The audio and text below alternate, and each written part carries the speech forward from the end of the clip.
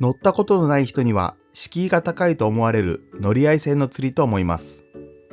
対象魚や地域によってシステムが異なるのも最初の一歩を踏み出しにくい理由です。行けばわかるといえばそれまでのことですが、基本的な流れだけは理解しておきましょう。本日の結論です。アドバイスを率直に受け入れる。本日の目次です。乗り合い船のいろいろ。雑誌やインターネットで情報収集。乗船前に確認すること。より快適な利用のために。この4つについて解説いたします。乗り合い船のいろいろ。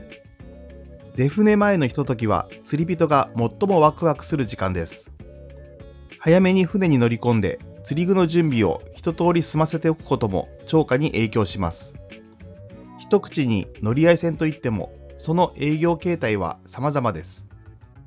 対象魚や地域によって出船時刻が異なり、一日中沖にいる船があれば半日や数時間で寄港する船もあります。また船の大きさも様々で、3、4人が定員のプレジャーボートで乗り合い船の形態をとっているシーバス、スズキ船などから30人以上が乗り合い可能な大型船まであります。最近は洋式トイレやクーラー付きのキャビンなどがついた船も増えています。乗り合い船はお客に釣らせるのが一番の仕事ではありますが、釣り客の側から見ればこうした快適性も要求されるようになってきています。雑誌やインターネットで情報収集。釣りたい対象魚や地域が決まっているならともかく、初めて沖釣りをするのであれば、出船時刻が遅く、半日ぐらいで寄港する船を利用してみることをお勧めします。まずは情報収集から始めてみましょう。釣り宿、釣り船の情報は、沖釣り専門誌や釣り新聞、最近ではホームページや携帯サイトなどで仕入れることができます。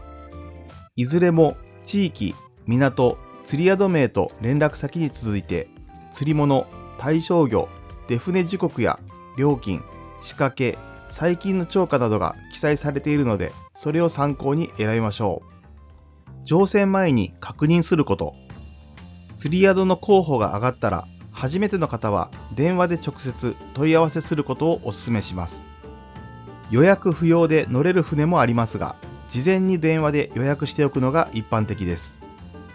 予約ついでに不明な点などを聞いておくといいでしょう。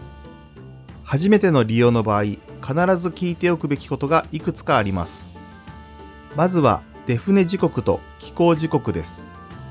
釣り客の釣れ具合によって寄港時刻が早まったり遅くなったりということもあります。また、ポイントへ行くまでの工程がどれくらいあるかも聞いてみましょう。ポイントによっては別の港から出た方が早く着くこともあります。駐車場のありなし、駅などからの送迎のありなしといったアクセス面も確認するといいでしょう。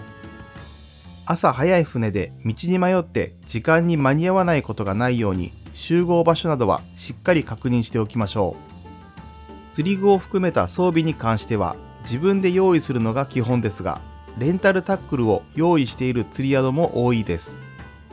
また、仕掛けの販売を行っているところもあり、市販のものより釣果に恵まれる場合もあります。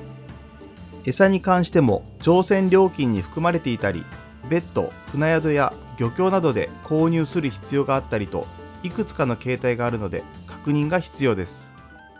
乗船前に確認することのまとめです。情報を仕入れる。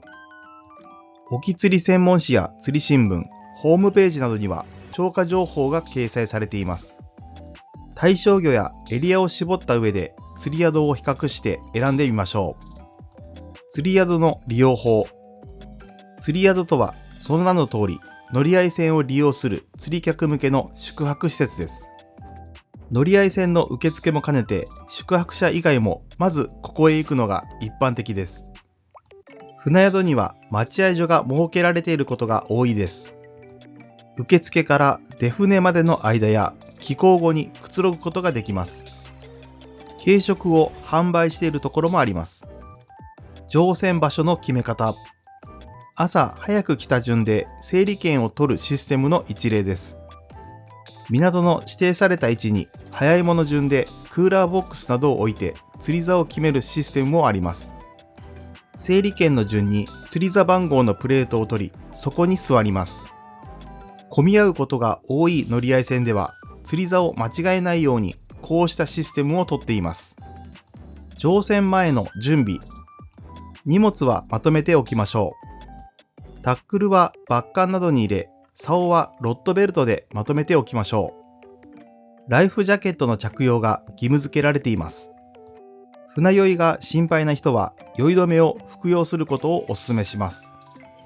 また、前夜、睡眠をしっかりとることや水分をよくとることも船酔い対策として有効です。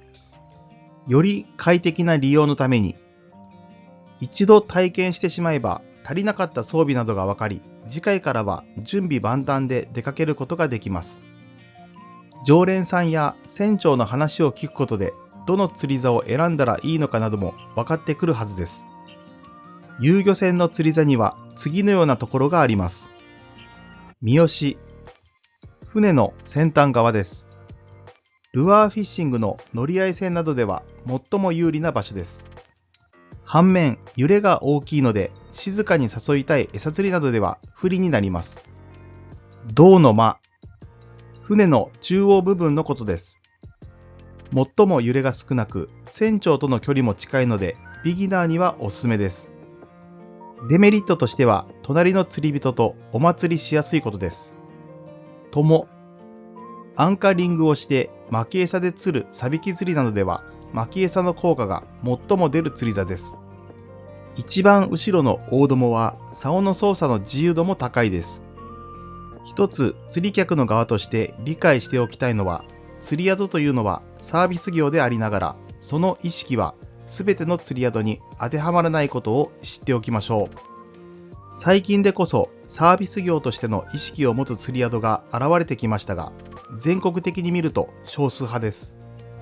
これはそもそも遊漁船というのが最初から遊漁船として営業するのではなく、漁船に釣り客を乗せるようになったことから始まったという経緯も影響しています。そのため、釣り宿にアミューズメントパークのような接客を求めるのは現状では難しいところではあります。中乗り、助手がいる場合はいろいろと面倒を見てくれますが、中乗りがいない乗り合い船も多いので、自分で自分の面倒を見るのが原則です。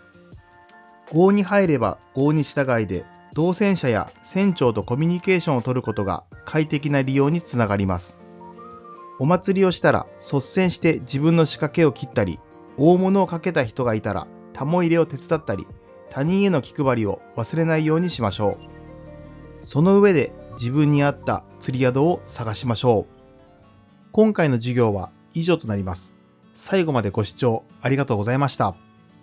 高評価やチャンネル登録をしていただけるととても嬉しいです。また次回の動画でお会いしましょう。